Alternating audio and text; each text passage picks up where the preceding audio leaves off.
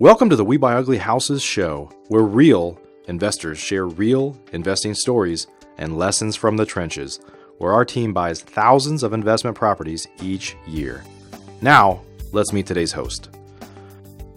Hi, my name is Sheila Konecke. I'm in the Washington, D.C. metro area with Homevestors, and my franchise buys in Northern Virginia, Washington, D.C., Maryland, and Baltimore. I'm going to be talking about be careful of the pitfalls. Basically, before you go buy a house in a jurisdiction that you don't know very well, or you've only bought a few houses, or you know that there might be some issues, call your experts. When you call your experts, don't blow off the experts.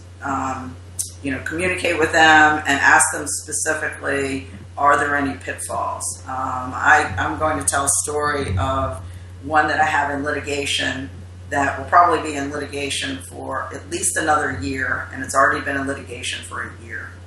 And meanwhile, I'm sitting on $300,000 paying $3,000 a month in interest.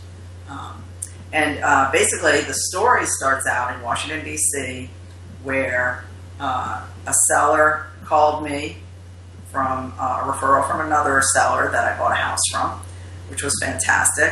And she was, her tenant was not paying the mortgage, and her tenant was actually almost related to her. It was her son's father. She did not live there.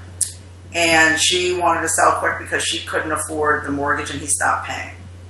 So I said, okay, that's great. I said, I can offer you most probably this much, assuming that the house needed everything, because I couldn't get into it.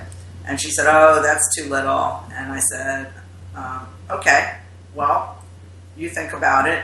And I left.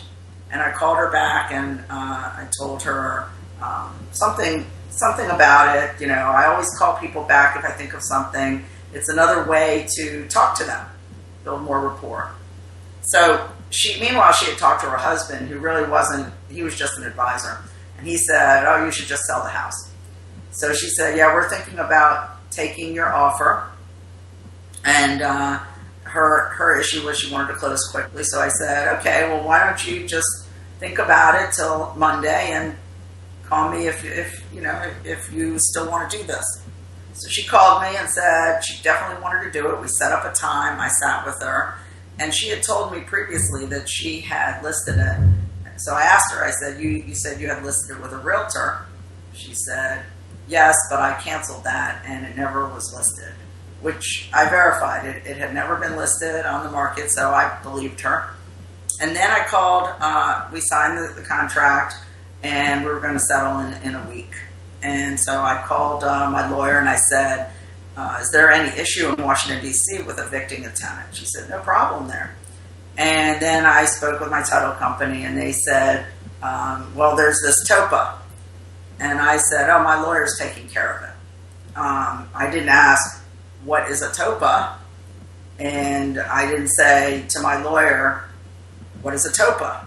So I did not verify that, thinking they were talking about the eviction. And I asked my lawyer if there was anything else I needed to worry about. She said no. So I bought this house and found out what the TOPA really was. And the TOPA is actually the Tenant Opportunity to Purchase Act. In Washington, D.C., in all cases, you have to give the tenant an opportunity to purchase the house. And there's a whole format and legal contracts and laws and stuff. And I didn't know about that. So my lawyer called me and said, oh, yeah, you have to do the TOPA. And I said, I didn't know. And so both the lawyer and the title company said they thought I knew. So this was a pitfall that happened to me. And this story goes on and on because not only did the tenant end up in jail for gun charges, so that was actually the good thing, but then there were a couple of people in the house, and those people actually helped me. But then the people who the seller had kind of jilted out of selling the house, they called us and they wanted a broker fee, which the seller didn't want to give them. And I didn't know enough, but I probably should have given it to them also. But I said, okay, talk to the seller, and she didn't want to give it to them, so they sued us. They didn't sue us, but they got another company to sue us, and they tried to do the TOPA. So we had to go to court, which didn't happen until June. I bought the house in December. Luckily, the guy was in jail on gun charges, so he was evicted.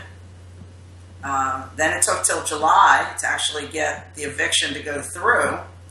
Meanwhile, these people who were suing us, they were suing the seller and me, and they thought they should get the house because we did the TOPA wrong, which was technically true, but we ended up doing the TOPA eventually as correct as we could.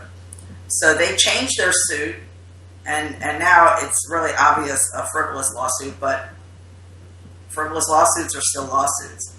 So we couldn't get a hearing with the judge until November, in which case the judge said, I'm not even going to hear anything. The plaintiff wins. And I think we were the plaintiff, but we won. So I thought I could sell the house. Meanwhile, the house had appreciated. We hadn't done anything to it. It had appreciated over $100,000.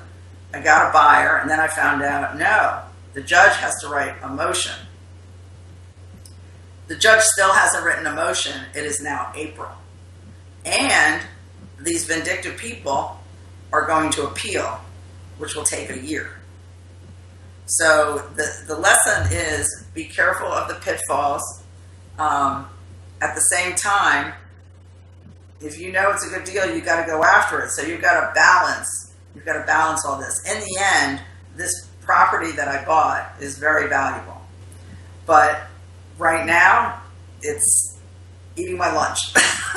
But thank you for your time, and I hope you. I wish you well in all your endeavors. Thank you. Are you looking to get started in real estate investing or take your investing business to the next level? Homevestors, the We Buy Ugly Houses folks, is the #1 home buyer in America, where our franchisees purchase thousands of houses each year, many of which started with little to no experience. If you'd like to chat, please visit uglyopportunities.com/contact. Learn more from the We Buy Ugly Houses show and amazing Homevestors team by watching more shows at uglyopportunities.com/show or by finding us on iTunes or Stitcher Radio.